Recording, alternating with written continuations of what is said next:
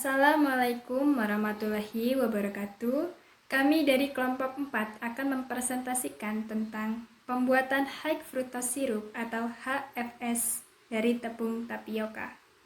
Sebelum menjelaskan apa itu HFS, izinkan saya untuk memperkenalkan anggota kelompok kami. Yang pertama yaitu Nur Hidayatul Fitri dengan NPM 18734021 dari Program Studi Teknologi Rekayasa Kimia Industri.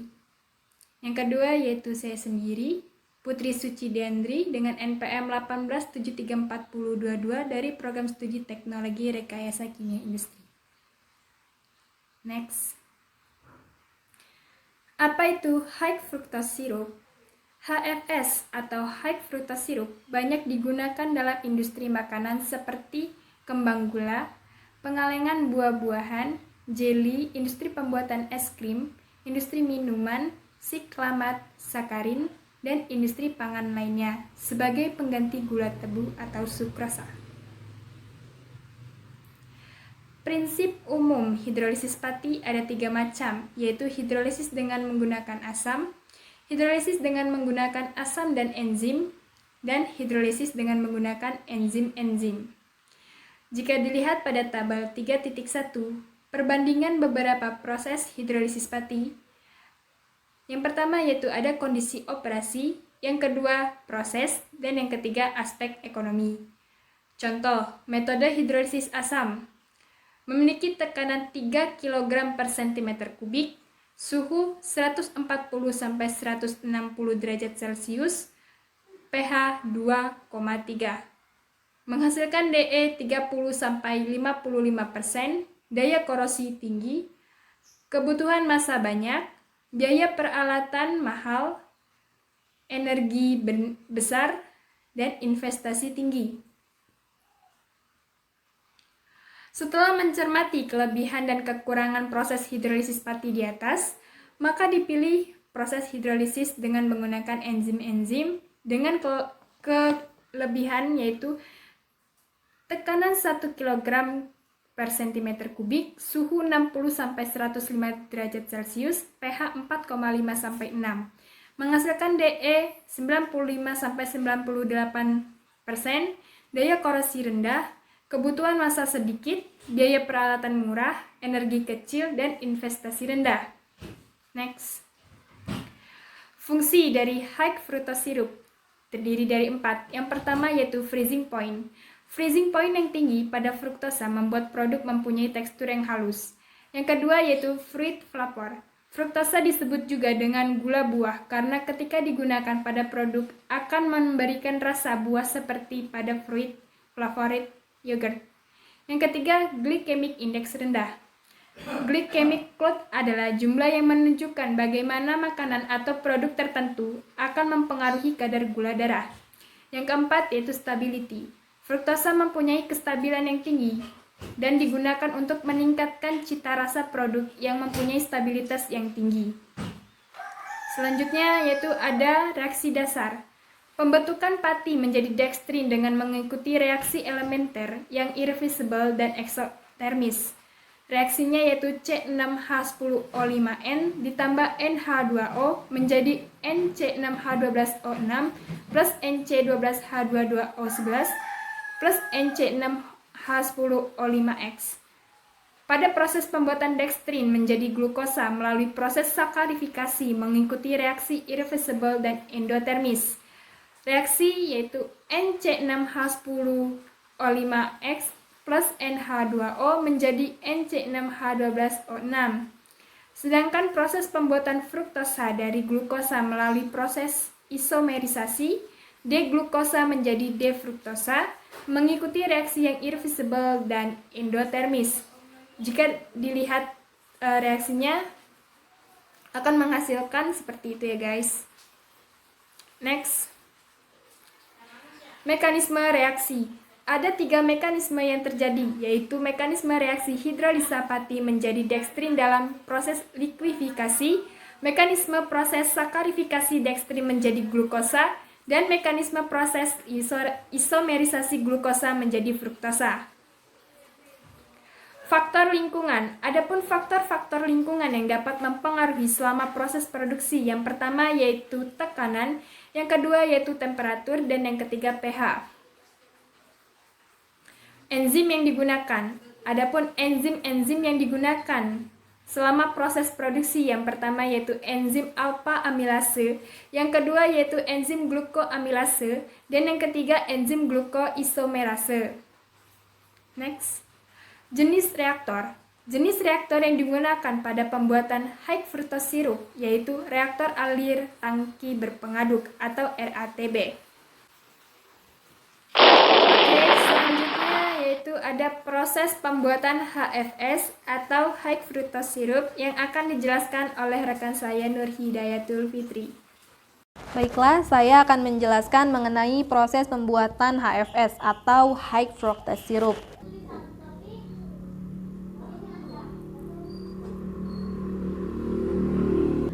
Proses pembuatan high fructose syrup terbagi menjadi beberapa tahap. Tahap pertama adalah persiapan bahan baku. Tahap kedua, tahap pencampuran. Tahap ketiga, likuifikasi. Tahap keempat, sakarifikasi. Tahap kelima, isomerisasi sirup glukosa menjadi sirup fruktosa. Dan yang keenam, tahap penyelesaian, serta yang terakhir adalah pengemasan. Diagram alir pembentukan sirup glukosa. Pertama adalah persiapan bahan baku. Jadi bahan baku yang digunakan dalam proses pembuatan high fructose syrup ini adalah tepung tapioka. Nah, tepung tapioka yang sudah ditampung di suatu tangki dibawa menuju tangki pengenceran. Kemudian masuk ke tahap selanjutnya yaitu tahap pencampuran. Nah, pencampuran antara air dengan pati pada tangki pengenceran itu mencapai 30-35% berat pati. Kemudian pati encer dibawa menuju ke tangki pencampuran 1. Di tangki pencampuran 1 dilakukan penambahan enzim alfa amilase dan CaCl2 yang berfungsi untuk meningkatkan toleransi reng suhu enzim alfa amilase. Nah, pada proses ini, enzim yang dipilih untuk likuifikasi itu adalah Optiterm L420 yang berasal dari Bacillus liseniformis. Proses ini harus dilakukan pada kondisi operasi optimal, karena apabila tidak optimal maka akan terjadi kesadahan pada air proses. Proses pencampuran itu menghasilkan bubur pati. Nah, bubur pati ini dipompa menuju holding melewati jet cooker. Kemudian setelah dari holding diteruskan ke reaktor likuifikasi. Nah, di jet cooker dilakukan injeksi uap baru sehingga suspensi pati yang mengalir melewati jet cooker itu teraduk-aduk oleh aliran turbulen dan dengan cepat dilakukan pemanasan pada suhu 105 sampai 107 derajat Celcius. Nah, pada jet cooker ini proses apa sih yang terjadi? Jadi pada saat melewati jet cooker itu proses yang terjadi adalah proses gelatinisasi. Nah, apa sih tujuan dari proses gelatinisasi? Dari proses gelatinisasi ini bertujuan untuk memecah dan melarutkan pati dengan pemanasan secara kontinu selama 5-10 menit. Apabila proses gelatinisasi ini ingin dipercepat, maka dilakukan penambahan suhu pada steam, penambahan suhu hingga 120 sampai 130 derajat Celcius. Tapi penambahan suhu ini tidak dipilih. Mengapa? Karena apabila dilakukan penambahan suhu, maka penambahan enzim alfa amilase ini dilakukan sebanyak 2 kali, yaitu pada saat proses pencampuran dan pada saat proses pendinginan atau pada saat likuifikasi.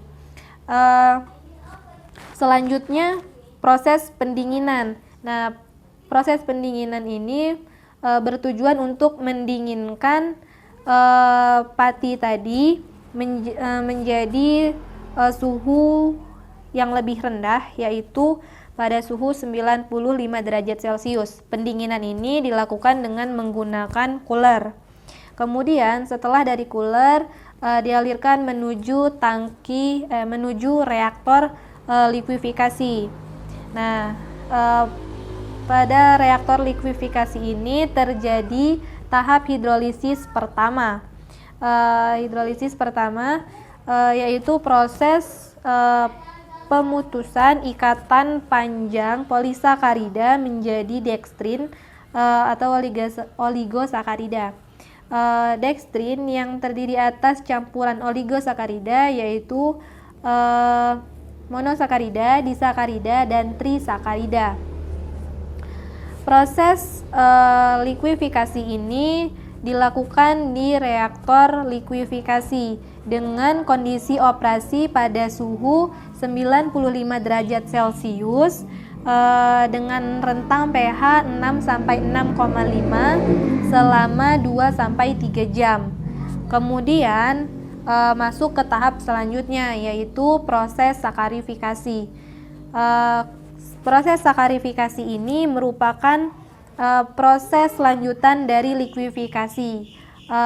Ini merupakan tahap kedua hidrolisis pati, di mana dilakukan pengubahan dekstrin menjadi glukosa. Sakarifikasi ini dilakukan di reaktor sakarifikasi dengan menggunakan enzim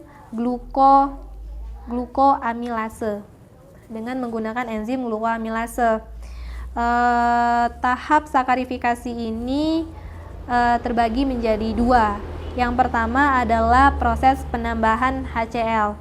Nah, proses penambahan HCl ini berfungsi untuk menurunkan pH hingga 4 sampai 4,5. Kemudian dilakukan penambahan enzim glukoamilase. Selanjutnya tahap kedua yaitu masuk ke reaktor sakarifikasi. Di reaktor sakarifikasi ini kondisi operasi dilakukan pada suhu 60 derajat Celcius dengan pH 4,2 selama 48 sampai 72 jam. Proses sakarifikasi dilakukan pada suhu 60 derajat Celcius karena pati ini mengandung kompleks amilase lipid yang akan larut pada suhu 100 derajat Celcius.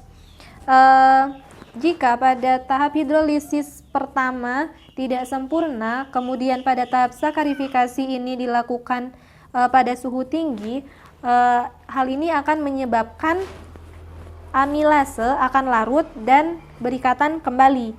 Kemudian apabila dilakukan pada suhu yang terlalu rendah, maka akan menyebabkan terjadinya turbiditas. Nah, turbiditas ini akan mengakibatkan terganggunya proses filtrasi.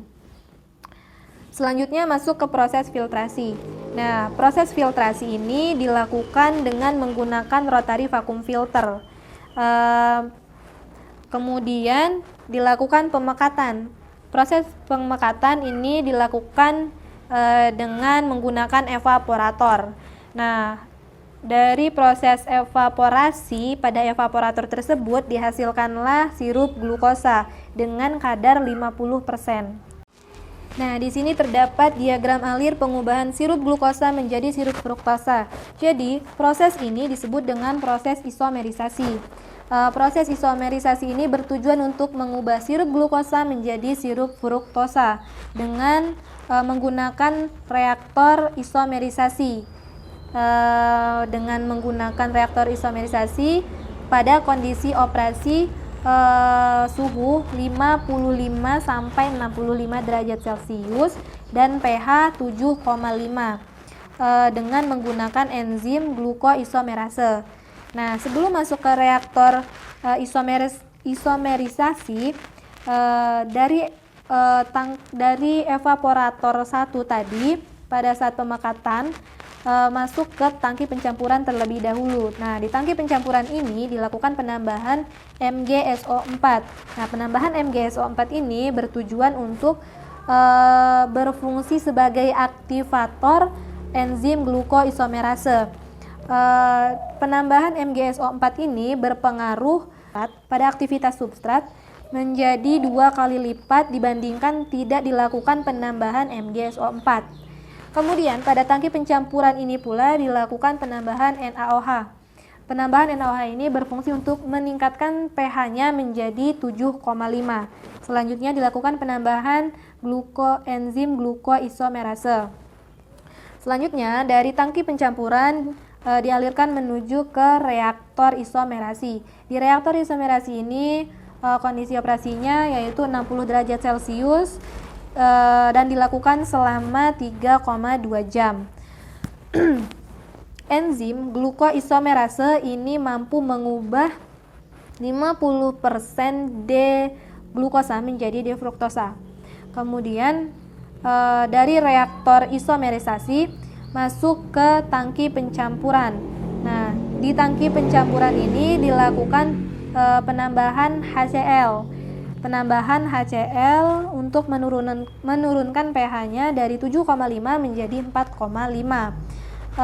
Hal ini bertujuan agar sirup fruktosa yang sudah terbentuk tidak mengalami reaksi balik membentuk sirup glukosa kembali. Jadi seluruh proses ini dari sirup glukosa terbentuklah sirup fruktosa.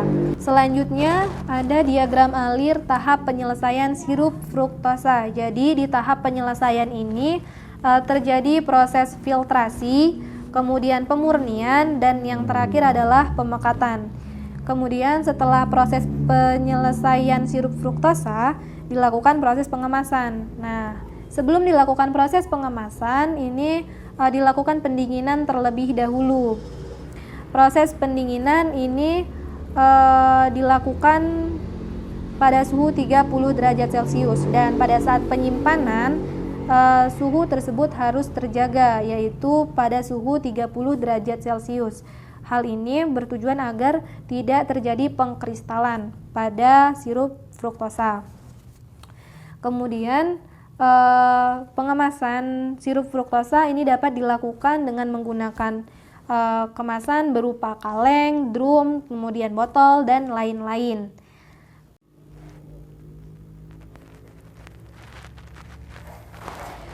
Selanjutnya adalah reaktor tahap likuifikasi, sakarifikasi, dan isomerisasi pembuatan high fructose sirup.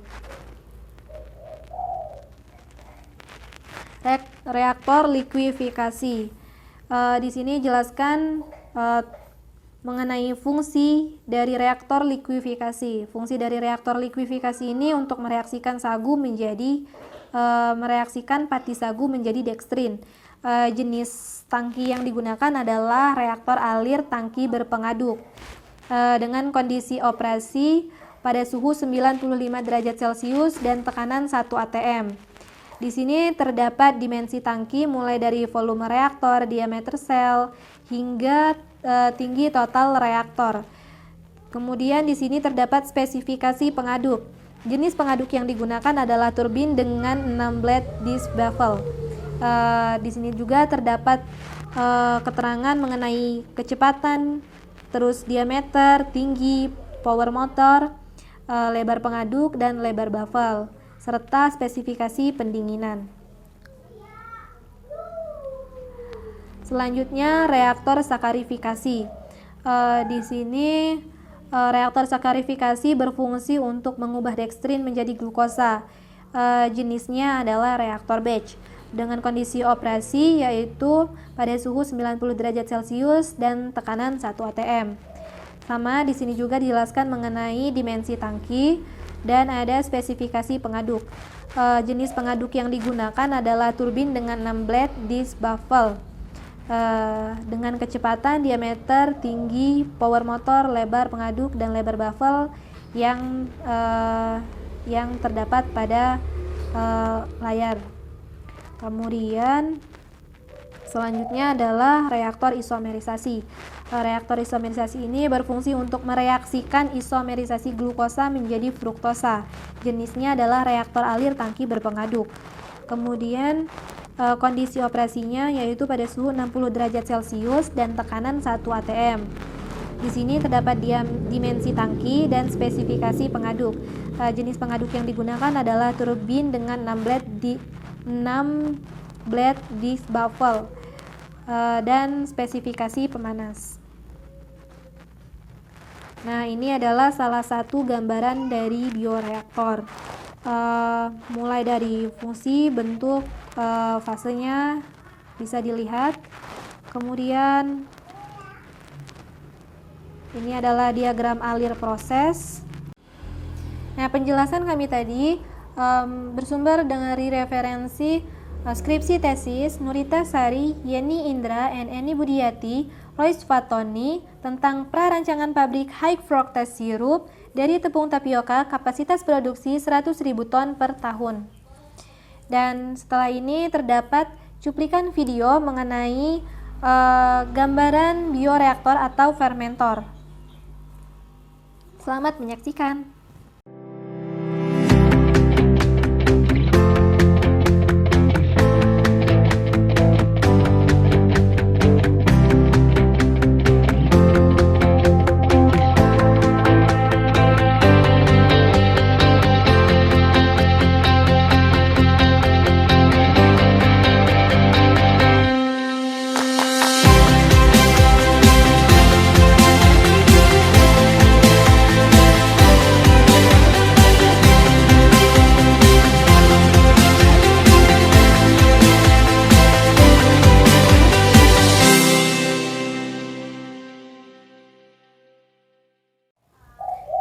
Mungkin sekian presentasi yang dapat kami sampaikan. Kami mohon maaf bila terdapat kesalahan. Terima kasih atas perhatiannya. Wassalamualaikum warahmatullahi wabarakatuh.